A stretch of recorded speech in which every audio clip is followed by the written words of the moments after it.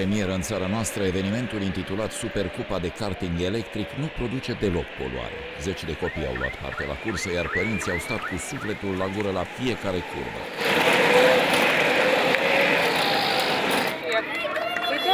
Dă-i, Domi! Cei 33 de concurenți au vârste cuprinse între 6 și 12 ani, iar marea lor pasiune este viteza. Îmi place cum te simți când ești în viteza aceea mare din kart. Am învățat cum să conduc și mi-am făcut reflexele mai bune, ceea ce te va ajuta mult mai târziu. Eu sper să iau podiumul, mă voi strădui. Am făcut curbe, am încercat să le iau corecte. Acest Cel mai mult viteza. Cel mai mult viteza. Da. Și cu cât ai mers cel mai mult? Păi am mers vreo la, cred că 70. Am 7 ani și îmi place cel mai mult la karting viteză. La curbe să frânez, să nu merg chiar foarte tare, că dacă merg foarte tare, intru în baloț.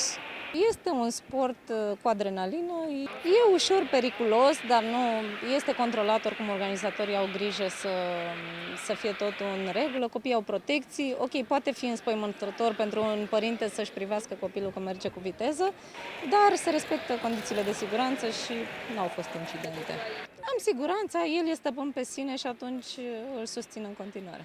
Circuitul este organizat în jurul Palatului Regal, iar traficul a fost restricționat pe Calea Victoriei și pe bretelele adiacente. E o premieră în lume, nu numai la noi. Adică nu s-a mai făcut, karturile electrice în sine sunt o premieră și faptul că și karturile sunt susținute cu energie regenerabilă e o altă premieră. Circuitul e cam așa, ne bucurăm de soarele de deasupra, care ne atinge panourile, panourile produc energie, cu care mai departe încărcăm bateriile, și cu invertoarele producem 230 de volți, că sunt necesari pentru, nu știu, toate echipamentele de pe aici. Frigidere în spate, încărcarea acumulatorilor karturilor și așa mai departe.